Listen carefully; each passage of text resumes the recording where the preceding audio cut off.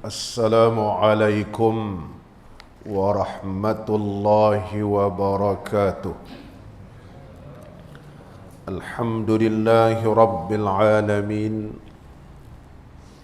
Wassalatu wassalamu ala sayyidina wa nabiyyina wa habibina Muhammadin wa ala alihi wa ashabihi ajma'in. Rabbi shrah li sadri wa yassir li amri wahlul 'uqdatam min lisani yafqahu qawli. Allahumma iftah alaina futuhal 'arifin warzuqna fahman nabiyyin wa ilhamal malaikatil muqarrabin. Ya hayyu ya qayyum ya rabb Musa wa Harun wa Nuhi wa Ibrahim wa Muhammadin sallallahu alaihi wasallam. Akrimna bi jawdatil hafzi wal fahmi warzuqna al hikmata wa thabat al dhihni wal aqli wal hilmi wal ilmi wan najahi fid dunya wal akhirah bihaqqi sayyidina Muhammadin sallallahu alaihi wasallam ya rabbal alamin. Amma ba'd. Alhamdulillah, bersyukur kita kehadrat Allah Subhanahu wa taala kerana dapat kita sama-sama pada malam ini berada di dalam majlis ilmu mempelajari kitab yang bernama Hidayatus Sibyan fi Ma'rifatil Islami wal Iman, karangan Syekh Abu Abdullah Husain Nasir Ibn Muhammad Tayyib Al-Mas'udi Al-Banjari rahimahullahu ta'ala rahmatan wasi'ah. Pada malam ini kita meneruskan lagi kata musannif, qala al-musannifu rahimahullahu ta'ala wa nafa'ana Allahu bi'ulumihi fid daraini amin. Faslun. Gitu. Ini satu ceraian dan sunat kemudian daripada memberi salamnya meletakkan akan tapak tangan kanannya atas umbun-umbunnya dan sunat membaca padanya Allahumma azhib annil hamma wal hazan. Betul? Ha? Oh, belum habis lagi atas. Ada sikit lagi. Oh. Qala al-musannifu rahimahullahu ta'ala wa nafa'ana Allahu bi'ulumihi fid daraini amin.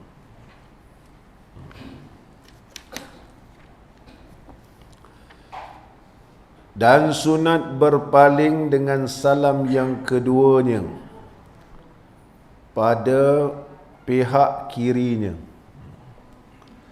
Memberi salam yang kedua pada pihak kiri hukumnya adalah sunat. Hukumnya adalah sunat. Dan sunat berpaling dengan salam yang keduanya pada pihak kirinya serta berniat memberi salam atas segala mereka yang tersebut itu yang ada pada pihak kirinya. Jadi ketika memberi salam yang kedua, yang pertama hendaklah berniat ianya adalah sunat di dalam semayang. Hendaklah berniat ia adalah sunat di dalam semayang. Yang kedua, sunat ketika memberi salam sebelah kiri tadi, sekiranya ia menjadi imam, hendaklah berniat atau sunat berniat memberi salam atas segala mereka yang tersebut itu. Siapa mereka yang tersebut itu? Iaitu orang yang beriman, makmum yang berada di sebelah kiri. Dan siapa lagi? Wa min malaikatin, iaitu di kalangan para malaikat. Mula-mula niat memberi salam di dalam semayang itu sunat, kemudian berniat memberi salam juga kepada para malaikat yang berada sebelah kiri, dan berniat memberi salam kepada hamba-hamba Allah yang beriman, sama ada di kalangan manusia ataupun di kalangan jin. Yang ada pada pihak kirinya.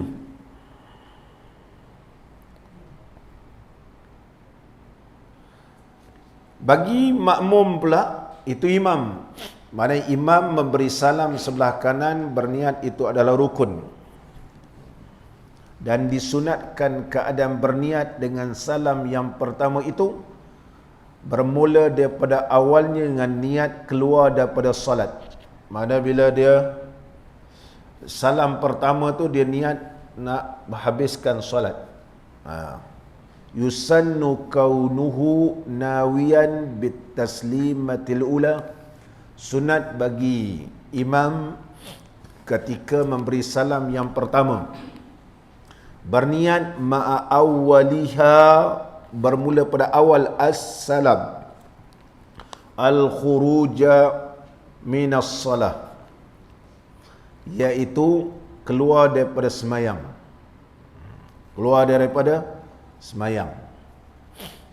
Tapi diakhiri keluar semayang ni dengan salam yang kedua. Tapi kalau dia berniat salam pertama tu kira dah habis, maka tak ada salam yang kedua. Dia bermula berniat daripada salam yang pertama, kemudian diakhiri seterusnya dengan salam yang kedua yang diiringi dengan sunat. Kalau dia berniat salam pertama terkeluar semayang, salam kedua tak perlulah sebab dah habis semayang. Maka hendaklah berkekalan sehingga salam yang kedua. Samalah juga bagi makmum. Setelah itu hendaklah dia bersunat, dia berniat memberi salam kepada para malaikat yang berada di sebelah kanan, dan juga di kalangan hamba Allah yang beriman, di kalangan manusia dan juga jin. Samalah juga ketika memberi salam sebelah kiri, berniat ia melakukan sunat, kemudian memberi salam pada para malaikat dan hamba Allah di kalangan yang beriman, sama ada jin ataupun manusia. Dah habis imam memberi salam yang kedua, baru makmum memberi salam. Dan sunat bagi makmum memberi salam kemudian daripada selesai dua salam imamnya. Mana kalau makmum nak beri salam, sunat selepas imam selesai salam kedua. Begitu juga sunat bagi adalah disunatkan bagi makmum yang masbuq bangun menyempurnakan rukun yang rakaat yang tertinggal selepas imam salam kedua. Selepas imam salam kedua, Assalamualaikum warahmatullahi, tunggu dulu. Assalamualaikum warahmatullahi, betul tak ada hubungan dengan imam dah. Baru dia bangun. Mana dia memang tak ada hubungan dah. Barulah dia menyempurnakan sembahyangnya ataupun menyempurnakan rakaat. Ini adalah terlebih afdal. Tetapi sekiranya dia bangun sebelum imam sempurna memberi salam, sekiranya dia berniat masih lagi mengikut imam, boleh menyebabkan batal semayangnya kerana ia telah melampaui rukun dengan imam. Iaitu berdiri betul dah dikirakan rukun. Dan di situ juga ada membaca suratul Fatihah. Maka dua rukun berlaku ketika itu. Ulama kata boleh membatalkan semayang dia. Tetapi kalau dia niat bercerai dengan imam, semayang dia sah. sekiranya imam belum lagi sempurna memberi salam. Tetapi kalau imam sudah sempurna memberi salam, sempurna beri salam, dia bangun, kan? Dia bangun. Mana imam telah sempurna rukunnya. Rukun yang memberi salam pertama itu rukun. Yang kedua itu sunat. Ulama mengatakan sah sembahyang dia. Tapi pastikan betul-betul sudah sempurna. Assalamualaikum. Kum mana sempurna. Warahmatullah itu adalah sebagai sunat tambahan. Sekurang-kurang Assalamualaikum. Assalamualaikum. Tapi kalau tu imam Assalamualaikum, dia pun bangun. Tidak berniat bercerai dengan imam mufaraqah, batal sembahyang dia. Sebab dia sudah menyalahi imam. Di antaranya duduk tasyahud dan juga berdiri betul. Maka dua rukun ini dikirakan rukun yang panjang yang sudah menyalahi dengan imam boleh membatalkan sembahyang. Justru itu ulama menyatakan terlebih afdal hendaklah menunggu selepas imam selesai salam yang kedua. Kenapa? Bila imam sudah selesai salam yang kedua, bermakna hubungan imam dengan makmum tidak ada lagi dah. Dia nak ada niat ke tak ada niat, memang dia tak ada hubungan dengan imam dah. Dia hendaklah menyempurnakan yang baki, iaitu rakaat yang baki. Itu yang sunatnya. Begitu juga bagi makmum yang sama-sama sembahyang dengan imam, sunat memberi iaitu sunat baginya dan sunat bagi makmum. Bila makmum nak beri salam, maka makmum beri salam selepas imam selesai salam yang kedua. Salam kedua sama memberi salam dengan imam, sama hukumnya makruh. Menyertai dengan imam ini dari sudut bacaan ada 4 hukum. Yang pertama, sama bacaan dengan imam hukumnya batal sembahyang, iaitu serentak takbiratul ihram dengan imam. Batal sembahyang makmum. Makmum tidak boleh serentak takbiratul ihram dengan imam kerana syarat-syarat nak menjadi makmum hendaklah mengikut orang yang sudah solat. Imam belum sempurna takbiratul ihram, belum dikirakan masuk solat. Kalau imam tak jadi takbiratul ihram, kerana imam ni jenis orang yang was-was, dia takbir, makmum pun takbir. Tiba-tiba imam tak jadi. Adakah makmum jadi? Begitu. Dia tak, bukan. Ada orang biasa sembahyang pun satu hari penat sangat, dia was-was takbiratul ihram. Dia buat lagi kali kedua. Kan? Kita pun kadang-kadang begitu. Allahu Akbar. Ada tu imam kadang-kadang dia jadi imam sembahyang Jumaat. Sembahyang Jumaat, dia usolli fardhu maghrib dia kata. Berlaku di duyung. Usolli kuat-kuat pula tu. Usolli fardhu maghribi. Allahu Akbar. Jeffrey agak-agak macam mana di belakang. Sebab dia selalu bertugas jadi imam waktu maghrib. Begitu. Tiba-tiba jadi imam waktu hari Jumaat. Yang dia baik kuat usolli tu, itu jadi masalah. Usolli fardal maghribi. Kelang kabut makmum belakang. Haji Rahman tanya dia, kau sembahyang maghrib ke sembahyang Jumaat? Dia kata usolli je maghrib, takbiratul ihram tadi aku niat Jumaat. Aku perasan, dia kata. Aku perasan. Takkan aku nak tukar pula, dia kata. Kita kata sah lah. Sebab berdasarkan ikut. Jadi kita ikut imam begitu. Contohnya orang biasa jadi imam sembahyang Jumaat, tiba-tiba jadi imam sembahyang hari raya.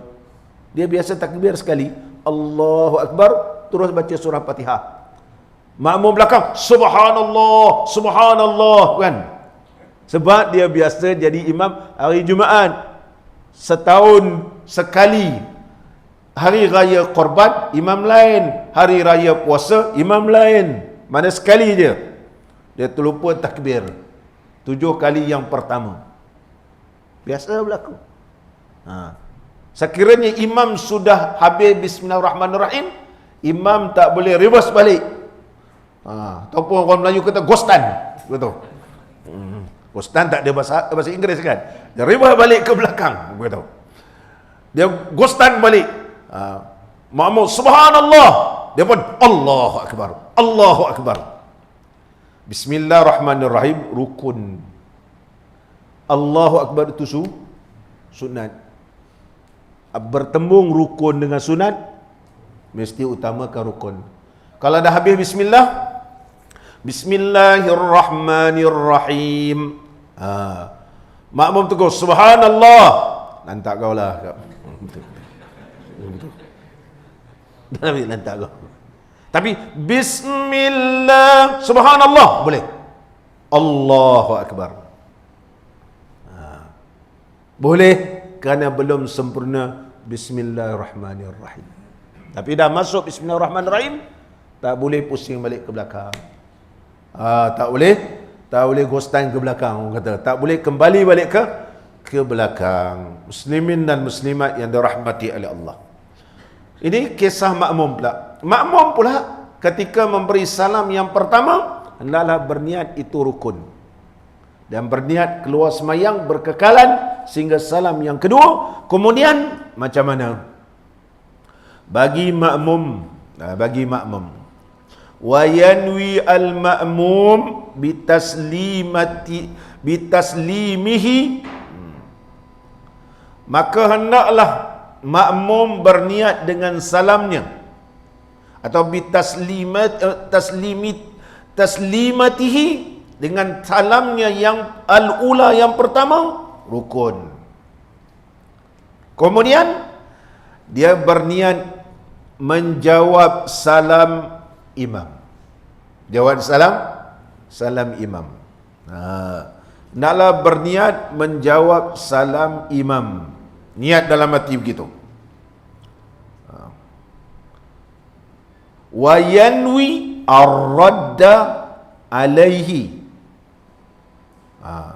Berniat juga menjawab salam imam. Dia bertali begitu.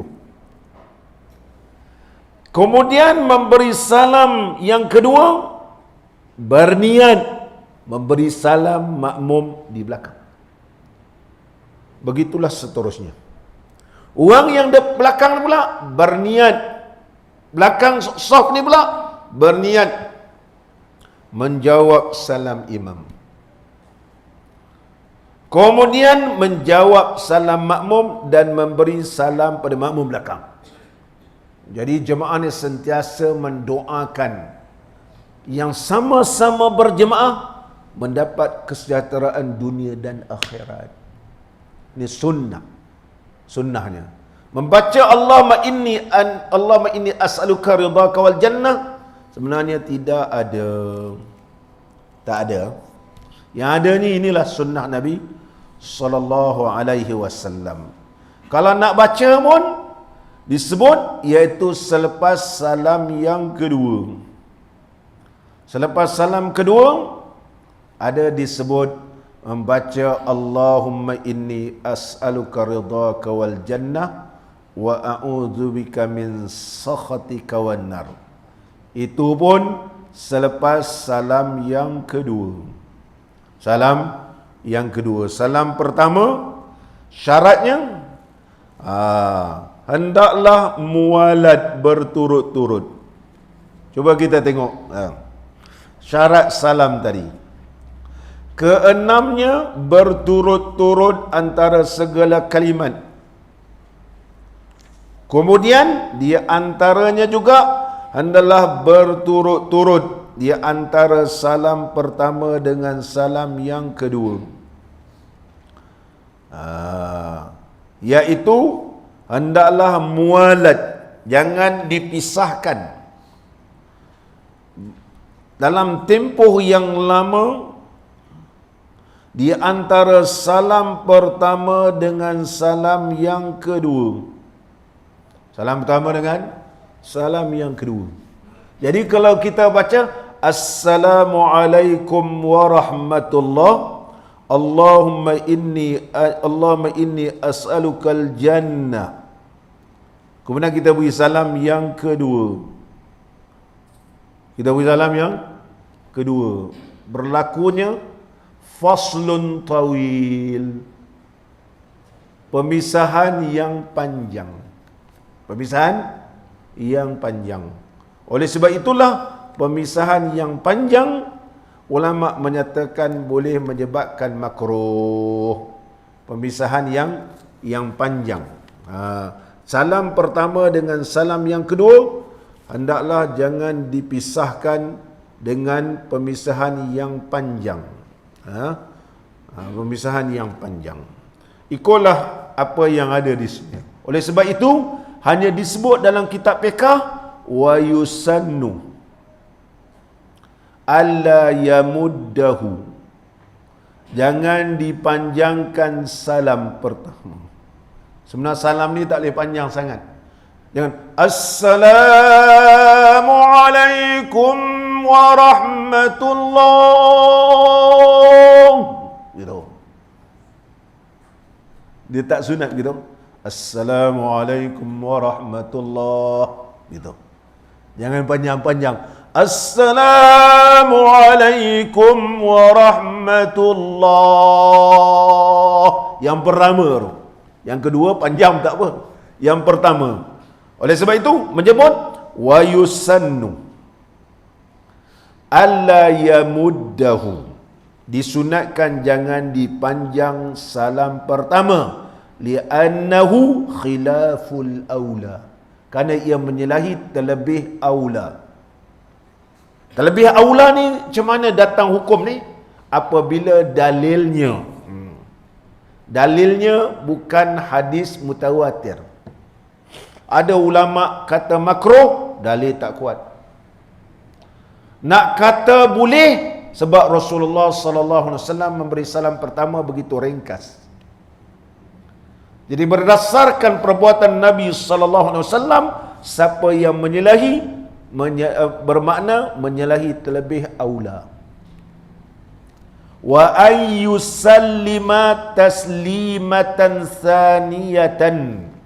Kemudian barulah sunat ia memberi salam yang kedua. Wa in tarakaha imamuhu. Sekalipun imam tak beri salam kedua. Kita jadi makmum ni, tu imam tak salam kedua. Assalamualaikum warahmatullahi. Dia macam sembahyang jenazah pula. Masjid di Mekah kan. Sembahyang fardu tu buat begitu. Dia baru balik Mekah, dia terikut semacam sembahyang jenazah. Assalamualaikum warahmatullahi. Salam kedua tak ada pula. Salam kedua tak ada kan. Dia kata aku tak nak salam kedua sebab dia sunat. Sah tak sembahyang? Sah. Sebab itu rukun. Jadi kita makmum, sunat juga salam yang kedua sekalipun imam tak beri salam yang kedua. Ataupun kita tanya, Tok Imam, ngapa sembahyang tadi tak ada salam kedua? Sebab aku tak tahan nak terkentut, dia kata. Aku tak tahan nak kentut. Assalamualaikum warahmatullahi katakan. Orang tak perasan dia kentut kan. Kerana bila kita kentut Assalamualaikum warahmatullahi kentut. Dan berniat lagi macam ada dalam sembahyang. Assalamualaikum warahmatullahi. Ulama kata batas sembahyang kerana tahsilul hasil. Menghasilkan benda yang sudah berhasil.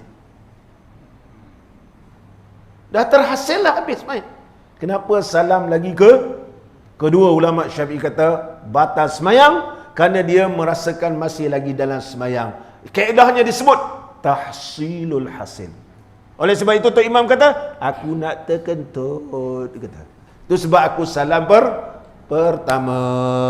Jadi kita sebagai makmum sunat juga salam kedua. Wa ayyaqula ba'daha. Nampak ni?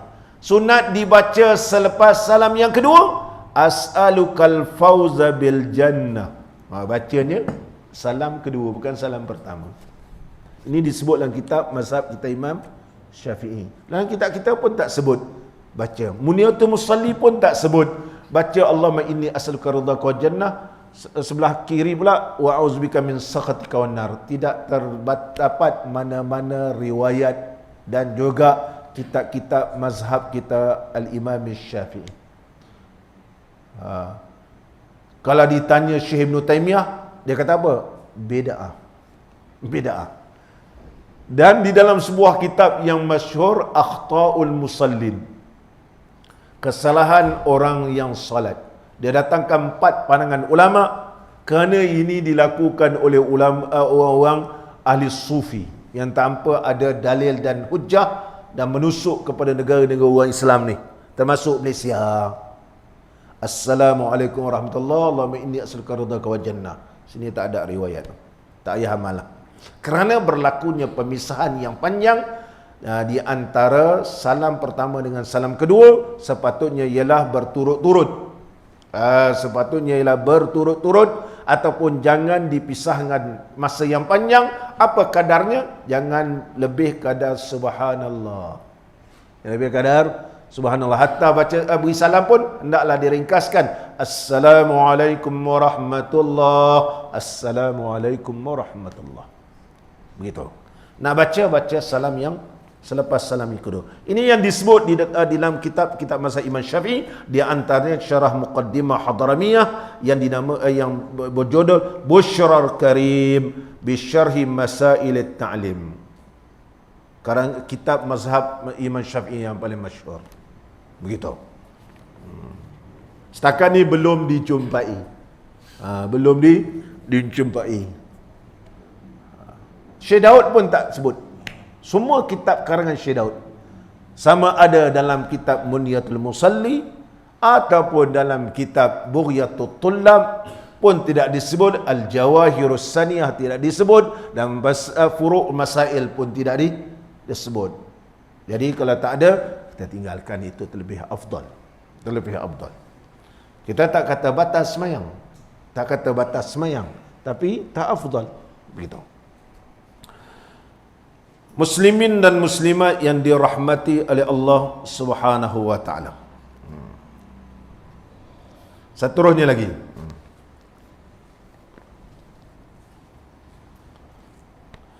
Faslun. Dan sunat kemudian daripada memberi salamnya. Ini sunat selepas beri salam. Meletakkan akan tapak tangan kanannya atas umbun-umbun. Atas umbun-umbun. Ya. Dan sunat membaca padanya, kemudian dibaca. Apa bacaannya? Allahumma azhaba yuzhibu azhib. Ya Allah, ya Tuhanku, hilangkanlah. Apa yang dihilang? Anni, daripada aku. Al-hamma, segala duka cita. Wal hazana, dan juga segala kesedihan. Minta Allah Subhanahu wa taala hilangkan segala kesusahan, kesulitan, kerusingan, dan juga kesedihan. Semua ni minta Allah hilangkan. Minta Allah hilangkan. Ini dalam kitab kita bacaan. Manakala di dalam kitab Al-Azkar li Imamin Nawawi. Kitab Al-Azkar li Imamin Nawawi. Kitab Al-Azkar ni telah disyarahkan oleh seorang ulama Syafi'i yang terkenal, Syekh Zaini Dahlan, yang bernama Al-Futuhat Al-Makkiyah, Al-Futuhat Al-Hilahiyah, Futuhat. Mensyarahkan kitab ini sebanyak 6 jilid.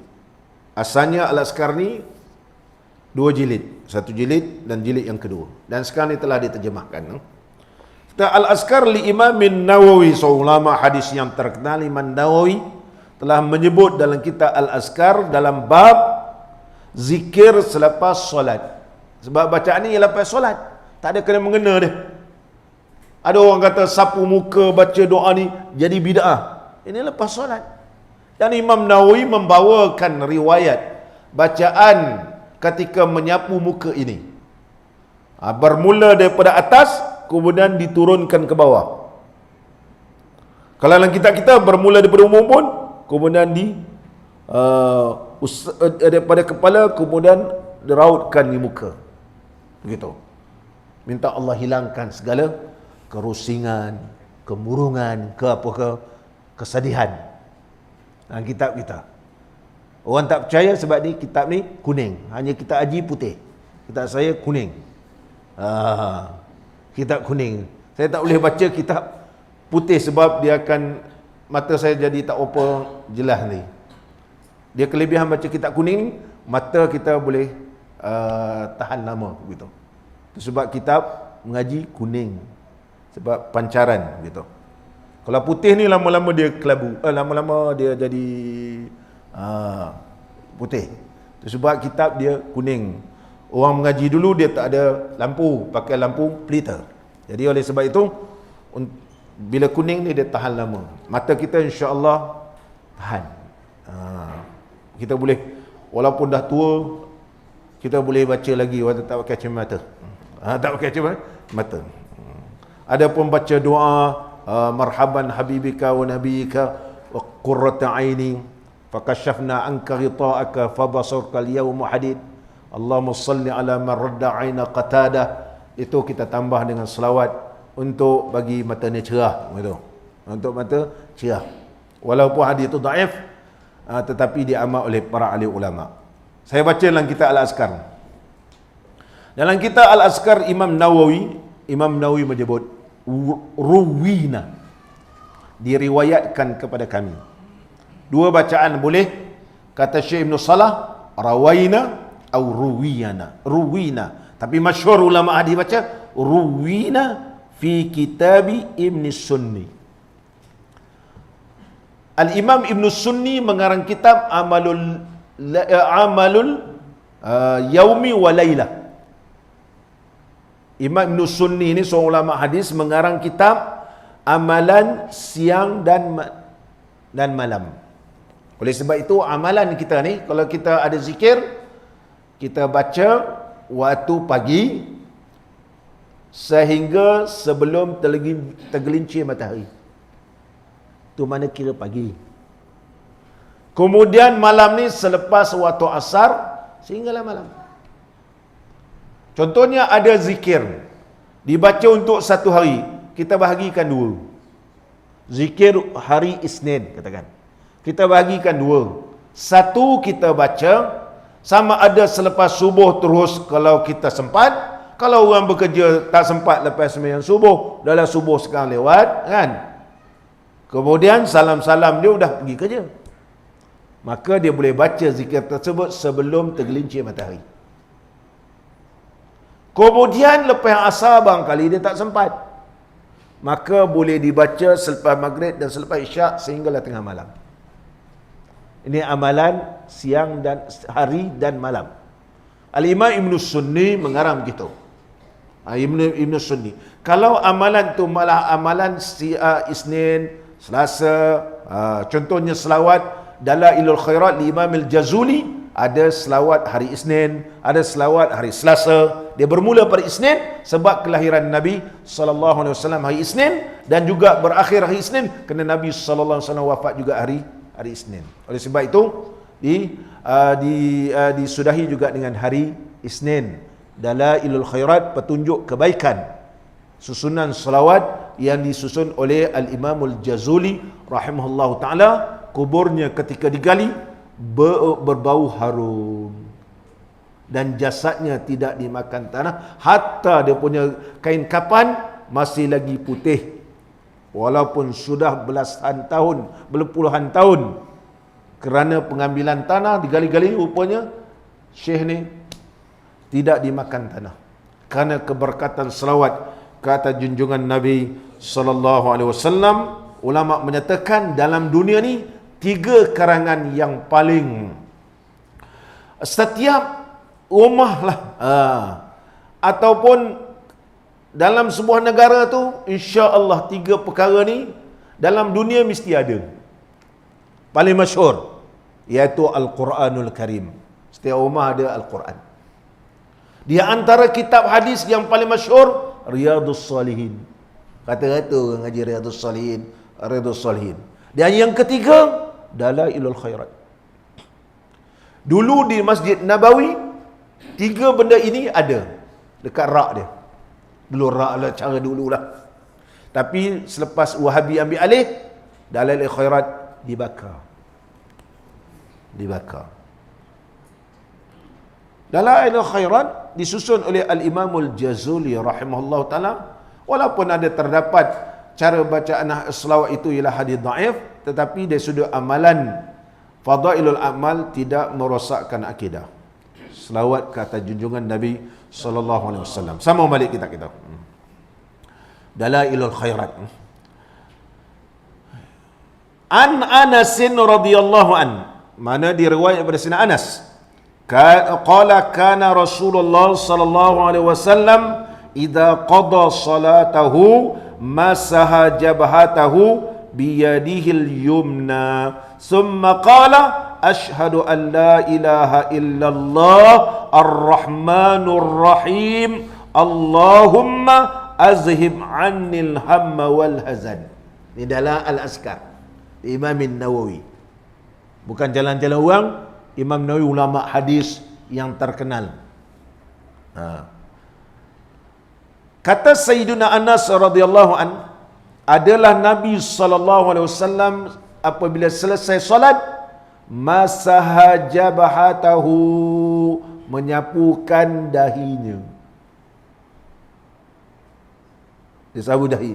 Biyadihil yumna, dengan tangan kanannya yang mulia. Dan membaca, lain sikit dalam kitab kita. Bacanya, Ashhadu an la ilaha illallah. Aku naik saksi bahawa tiada Tuhan melainkan Allah. Allah itu mana? Ar-Rahmanur Rahim. Yang bersifat Rahman dan bersifat Rahim, yang Maha Penyayang lagi Maha Pengasih. Allahumma azhib annil hamma wal hazan. Ujungnya sama. Nak amal dan nak azkar lagilah lebih afdal. Asyhadu an la ilaha illallah ar-rahmanur rahim Allahumma azhib anni hamma wal hazan. Hazana.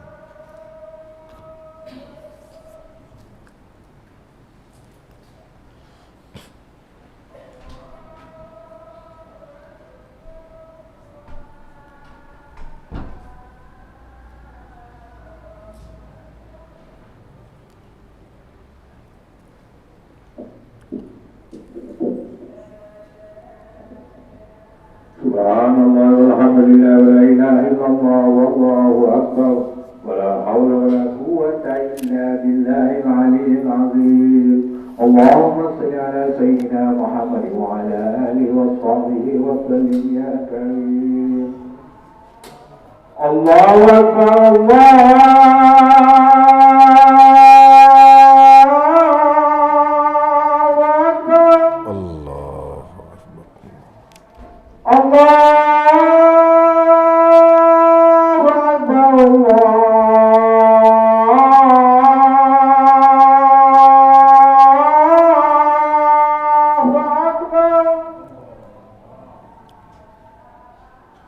أشهد أن لا إله إلا الله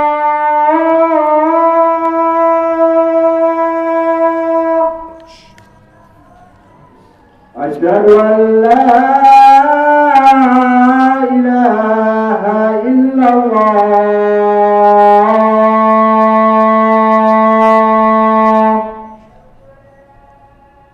أشهد أن محمدا رسول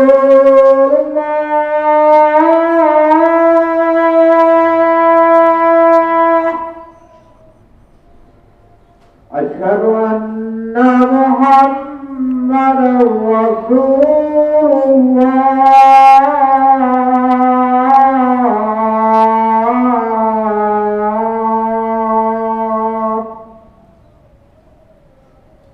حي على الصلاة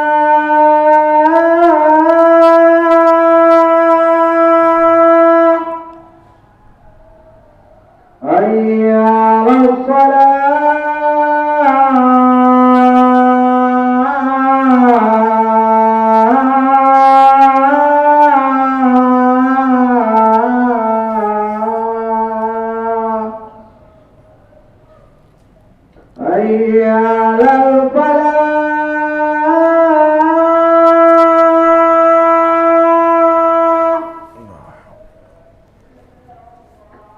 حي على الفلاح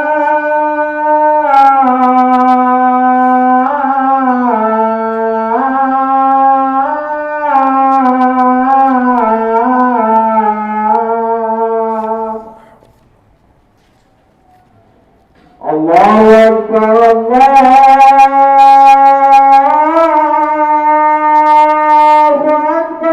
Allahu Akbar. لا إله إلا الله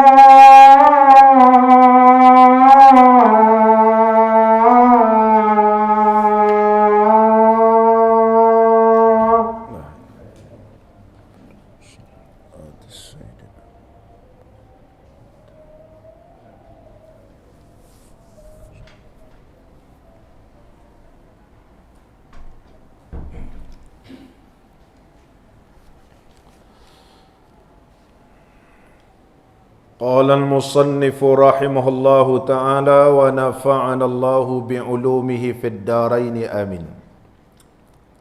Dan sunat kemudian daripada memberi salamnya meletakkan akan tapak tangan kanannya atas umbun-umbun. Yang riwayat Ibnu Sunni, Rasulullah sallallahu alaihi wasallam meletakkan tangan di dahi, menyapukan. Dan sunat membaca padanya Allahumma azhib annil hamma wal hazan.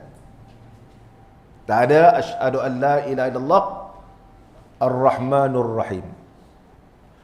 Dalam riwayat yang lain sebagaimana yang disebut dalam kitab Bushra Karim, bacaannya berbeza sedikit, iaitu wa yamsahu biyaminihi ala ra'sihi, menyapu dengan tangan kanannya atas kepala. Sama dalam kitab kita ni, umbun-umbun. Ni riwayat lain. Ala kulli hal, letak umbun setengah orang tua-tua kita nampak letak umbun kemudian ada sapu. Supaya diberikan. Dalam riwayat tidak menyebut sapu terus. Mana kalau letak sini pun, tak sini, nak sapu ke tak sapu sebab lepas mayang. Bukan mana sapu ni ada orang kata kerana debu. Di zaman dulu sebab banyak debu disapu muka dia. Ni karut. Saya dengar tu. Ada ustaz-ustaz dia mengajar ni. Oh, zaman Rasulullah dulu sapu dahi ni sebab tadi sujud banyak debu. Itu disapu-sapu. Dulu kawan saya pun ada, sama-sama belajar dulu kan. Dia pun belajar UAA. Bila saya mengajar, mungkin dia kata, ada dalil ke Syekh? Saya kata ada. Dia bukan orang Malaysia, dia orang Jazair, Algeria. Dia kata ada dalil Syukri. Saya kata ada. Itu dalam kitab Al-Azkar li Imam Nawawi. Dia kata tak pernah jumpa. Dia kata jangan baca amalan di dalam semayang, tapi bacaan selepas solat. Sebab lepas salam ianya berlaku selepas solat. Cari dalam ibadat dalam semayang memang tak jumpa. Sebab ini bukan bacaan dalam solat, ni bacaan di luar solat.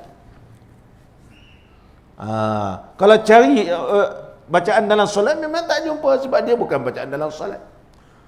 Selepas itulah dia kata, sebab dia tengok orang Malaysia pelik-pelik, lepas semayang letak sini sapu. Dia kata bid'ah. Sebab orang Arab di sana tak buat begitu. Kita juga ada berlandaskan amalan berdasarkan riwayat Ibnu Sunni. Ibnu Sunni sanadnya bersambung dengan Sayyidina Anas radhiyallahu an. Sayyidina Anas berkata adalah Nabi SAW selepas salat meletakkan tangan kanannya yang mulia di dahinya dan membaca asyhadu an la ilaha illallah ar-rahmanur rahim Allahumma azhib anil hamma wal hazan. Riwayat yang lain daripada kitab Bushra Karim letak atas kepala pula. Dan membaca lain sikit. Bacaannya wa yaqul bismillahilladzi la ilaha illa huwar rahmanur rahim. Bermula dengan bismillah. Bismillahilladzi la ilaha illa huwar rahmanur rahim. Allahumma, ujung sama. azhib annil hamma wal hazan. Ala kulli hal, mana-mana pun boleh. Kita bukan nak berhujah dhaif ke tak dhaif. Dhaif tu orang sekarang yang kaji. Dia bukan riwayat hadis. Kalau orang sekarang pandai sangat, buatlah riwayat sendiri. Ibn Sunni seorang ulama hadis. Imam Nawawi seorang ulama hadis, mengarang kitab Mustalahul Hadis. Dia tahu cara pengambilan hadis. Dia karang kitab. Dia tahu, dia lebih tahu pada kita. Tiba-tiba kita lebih tahu Imam Nawawi. Satu kitab pun kita tak ada. Baca kitab Imam Nawawi, kita tahu kita entah Imam Nawawi. Kamu lebih pandai ke daripada Imam Nawawi? Imam Nawawi mengarang kitab Tadribur Rawi, mensyarahkan kitab Mustalahul Hadis. Ini cara pengambilan hadis. Imam Nawawi lebih tahu. Imam Nawawi syarahkan hadis Sahih Muslim, susun hadis, hadis 40, susun hadis iaitu Riyadhus Salihin. Dia lagi faqih pada kita, dan dia lebih alim dan lebih tahu. Ulama ni kalau dia kerang kitab, tersalah mimpi dengan Rasulullah. Saya bagi contoh. Syekh Yasin Al-Padani, dia orang Padang tapi alim ilmu hadis, sehingga ulama menggelarkan dia Musnidud Dunia. Musnid dunia. Syekh Yasin Al-Padani. Tok guru kita ni kebanyakan anak murid pula. Mengajar di Darul Ulum dulu, iaitu mengajar di Mekkatul Mukarramah. Syekh Yasin Al-Padani mengajar cakap Arab. Nama dia Syekh Yasin Padang. Ada anak murid dia tanya dia. Dia kata, Syekh, dulu di Melaka ni, sebelum saya ambil alih mengajar Masjid Al-Azim, Datuk Muhammad ni adalah anak murid kanan Syekh Yasin Padang. Dia anak murid kanan juga. Masa dia nak jadi mufti Sabah, dia jumpa Syekh Yasin Padang. Dia Syekh, dia kata, orang lantik anak jadi ini mufti. Boleh ke? Mufti ni, dia kata. Syekh Yasin Padang kata, ya Allah, fadal. Baru dia terima jawatan tersebut. Dia antara mufti yang paling muda ketika itu. Itu arwah Datuk Muhammad cerita kat saya. Syekh Yasin Padang, dan dia meriwayatkan daripada Syekh Yasin Padang. Arwah Datuk Muhammad dia pun, cara dia pun macam orang Arab juga. Cara dia pun macam orang Arab. Syekh Yasin Padang ni orang tanya hadis. Tanya tu, Syekh ni hadis ke bukan hadis? Dia kata, anak pun tak pasti. Tapi yang tunggulah malam ni, kalau anak jumpa dengan Rasulullah, anak tanya. Pagi esok mengajar, hadis yang tak tanya tu, betul hadis. Boleh rujuk dalam kitab sekian, telah diriwayatkan daripada sekian. Bukan macam sekarang. Kalau sekarang, buka internet, cari. Dulu macam mana? Ini ulama. Tu baru Syekh Yasin Al-Padani rahimahullahu ta'ala. Syekh Yasin Padang. Allahu Akbar. Datuk Muhammad, Allah yarhamuh. Dia di antara anak murid Syekh Yasin Padang. Beliau ketika jadi mufti di Sabah, dia kena santau. Muntah darah. Balik Mekah. Mak dia kata, balik Mekah. Balik Mekah. Mak dia kata, jumpa Syekh Yasin Padang semua. Pergi, macam mana nak ubat? Kata, suruh dia balik sini, nak ubat apa? Pergi jumpa Zamzami. Tu yang jaga air Zamzam. Dia pergilah jumpa Zamzami ni, yang jaga air Zamzam. Dulu telaga Zamzam ada orang jaga. Dia tanya, ana mashhur, aku kena sihir. Dia kata, ini perkara mudah aja. Mudah apa? Minum air Zamzam tu, bekas-bekas air Zamzam tu, orang mandi kan, lopak-lopak tu, minum. Dia kata, Datuk arwah kita cakap saya, minum. Ni tapak kaki semua, ni tempat semua tapak kaki para anbiya alaihimus salatu wassalam. Ni Rasulullah ada, para sahabat. Dia kata, ni para awliya, barakah. minum. Muntah juga. Dia balik rumah, keluar dah. Apa dia kata? Minum tapak kaki orang. Mak dia kata, kau jumpa lagi. Zam-Zam dia kata, minum. Tawakal ala Allah. 3 kali je dia buat. Hari pertama, hari kedua, ketiga, balik sabar. Sihat. Orang yang sihir dia, lari terus. Barakah. Tu tempat-tempat orang Rasulullah, para sahabat, para anbiya alaihimus salatu wassalam tu. Barakah. Ni arwah cerita saya. Dulu saya sama-sama jawatan kuasa fatwa dengan arwah ni. Bila dia meninggal, oleh saya ambil alih mengajar di Masjid Al-Azhar. Sebelum ni arwah mengajar Ihya'u Ulumuddin. Ihya'u Ulumuddin. Tu Syekh Yasin Al-Padani rahimahullah taala. Datuk Muhammad tunjuk saya sanadnya dengan Syekh Yasin Al-Padani rahimahullah taala. Allahu akbar. Ulama ni kalau mengarang kitab, kalau salah mimpi. Kita mengarang kitab semisal rokok. Mana berkat? Mana berkat? Qala al-musannif rahimahullah taala. Itu cerita yang dicerita pada saya. Qala al-musannif rahimahullahu ta'ala wa nafa'ana Allahu bi'ulumihi fid darain amin. Kemudian sunat ia membaca beberapa wirid ini, iaitu nampak ni ulama pekarang wirid di antaranya alhamdulillahi rabbil alamin, segala puji bagi Allah Tuhan yang mentadbir sekalian alam, ala kulli halin wa fi kulli halin, atas apa keadaan dan juga apa keadaan. Ala kulli halin, dalam keadaan nikmat. Wa fi kulli halin, dalam keadaan apa musibah apa semua, alhamdulillah, minta Allah Subhanahu wa taala supaya dijauhkan kita. Wa fi kulli halin, iaitu alhamdulillah diselamatkan oleh Allah. Dapat nikmat, ala kulli hal nikmat. Wa fi kulli hal, apapun keadaan musibah, terselamat kita. Tambah musibah, wabak dan seumpamanya, insya-Allah alhamdulillah ala kulli halin wa fi kulli halin.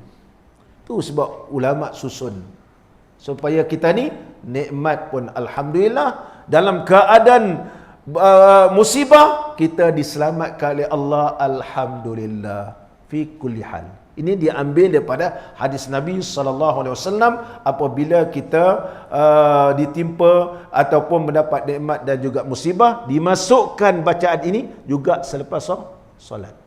Dan seterusnya lagi. Kemudian membaca astaghfirullahal azim. Paling kuranglah astagfirullah. Sebagaimana riwayat daripada baginda Rasulullah sallallahu alaihi wasallam bahawa selepas solat ini dibacakan istighfar 3 kali. Baca istighfar 3 kali. Kemudian ditanya kepada Imam Auza'i, nak istighfar ni baca macam mana? Ini yang kita al-azkar. Kerana Imam Auza'i ini salah seorang daripada meriwayatkan hadis bahawa Nabi sallallahu alaihi wasallam apabila selesai saja solat, istighfar salasan, istighfar 3 kali. Tapi nak baca macam mana istighfar ni? Hadis tu menyebut istighfar salasan, istighfar 3 kali. Nak istighfar macam mana? Kerana yang meriwayatkan ini termasuk Imam Auza'i rahimahullahu ta'ala. Imam Auza'i menyatakan maksud istighfar salasan itu astaghfirullah alal aqal, paling kurang. Manakala Imam Ibn Sunni menyebut di dalam kitab beliau amalan siang dan malam, membawa sepotong hadis Nabi sallallahu alaihi wasallam yang berbunyi qala an-nabiy sallallahu alaihi wasallam man istaghfara dubura kulli salatin salasan marrat, barang siapa istighfar akan Allah Ta'ala tiap-tiap lepas salat 3 kali, faqala astaghfirullahalladzi la ilaha illa huwal hayyal qayyum wa atubu ilaih. Ini riwayat lain. Lepas solat dia baca astaghfirullah alladzi la ilaha illa huwal hayyal qayyum wa atubu ilaih 3 kali. Ghufirat zunubuhu, diampunkan dosanya, wa in kana farra minaz zahfi, sekalipun dia lari daripada medan peperangan. Lari medan peperangan ni dosa besar. Astaghfirullahalazim dia baca ni, Allah ampunkan dosa dia dengan sungguh-sungguh. Hadis ni diriwayat oleh Abu Ya'la dan Ibnu Sunni daripada Al-Bara radhiyallahu an. Mana banyak riwayat, kan? Siapa nak ringkas, astaghfirullah, astaghfirullah, astaghfirullah. Daripada salam-salam belah terus, lebih baca astaghfirullah, astaghfirullah, astaghfirullah. Mudah. Pun boleh. Atau astaghfirullahalazim. Ataupun ambil riwayat daripada Abu Ya'la tadi, astaghfirullahalazim, astaghfirullah alladzi la ilaha illa huwal hayyal qayyum wa atubu ilaih, macam biasa kita buat. Pun betul. Pun betul. Begitu. Kalau jumpa ada orang ni astaghfirullah, astaghfirullah, astaghfirullah, sebagaimana di dalam kitab Al-Azkar li Imam Nawawi. Itu riwayat yang disebut oleh Imam Nawawi, yang hadis tu telah diriwayatkan oleh Imam Muslim daripada Sauban radhiyallahu an. Dan Imam Auza'i yang juga meriwayat hadis tu, dia seorang ulama di kalangan mazhab kita, menyatakan bacaan astaghfirullah, astaghfirullah. Dan kelebihan istighfar ini, sabda Nabi SAW, man lazima istighfara, barang siapa melazimi istighfar, ja'alallahu lahu, Allah jadikan baginya min kulli dhaiqin, tiap-tiap kesempitan, makhraja, jalan keluar. Orang istighfar, banyak cerita kisah. Jumpa Tuan Syekh saya berubat macam-macam lah, tak dapat anak. Syekh kata apa? 1 tahun kau kena istighfar. Suami isteri semayang sunat taubat, istighfar. Tetap lepas semayang baca 100. 100. Barangkali kita ada dosa, oleh sebab itu Allah sekatkan. Tak sampai setahun beranak. Kemudian tahun depan beranak, lama berbelah-belah anak. Yakin dengan Allah, yakin. Istighfar ni Allah, bila kita istighfar, Allah jadikan tiap-tiap kesusahan itu ada jalan keluar. Wa min kulli hammin, daripada tiap-tiap kerusingan kita.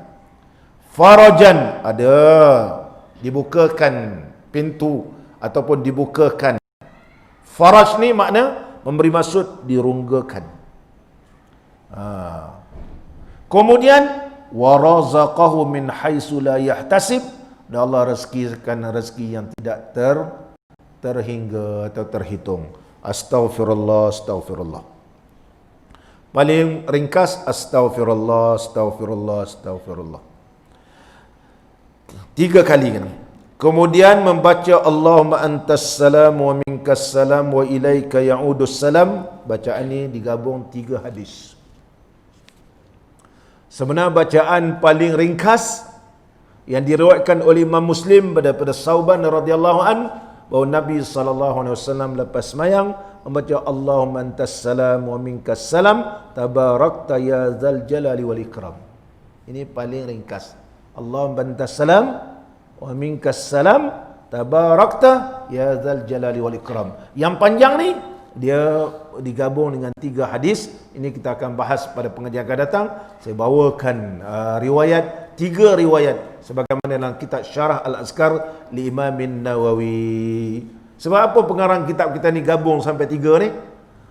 Disebut oleh ulama di akhir zaman ini, bacalah zikir Al-Azkarul Jami'ah namanya.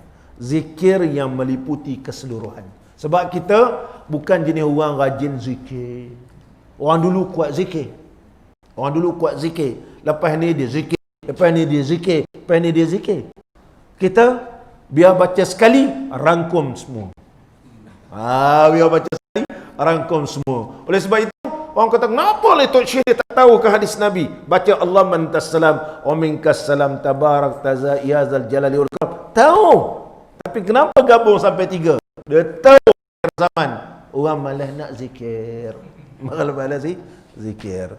Ini pun lepas semayang, Al-Fatihah aja. Al-Fatihah. Itu pun tak mau Al-Fatihah juga. Maknanya zaman sekarang benar. Apa sebab Syekh karang begitu. InsyaAllah kita semua akan datang. Mudah-mudahan pertemuan kita diberkati dan diradai oleh Allah Subhanahu Wa Taala. Bismillahirrahmanirrahim. Alhamdulillahi Rabbil Alamin. Wassalatu wassalamu ala sayyidina wa nabiyyina wa habibina Muhammadin wa ala alihi wa sahbihi ajma'in. Allahumma ja'al ijtima'ana birrahmah wa iftiraqana bil maghfirah wa khatimatana bis sa'adah wa alhimna ar-rushda wal hikmah. ربنا آتنا في الدنيا حسنة وفي الآخرة حسنة وقنا عذاب النار وصلى الله على سيدنا محمد وعلى آله وصحبه وبارك وسلم والحمد لله رب العالمين. أقم الصلاة.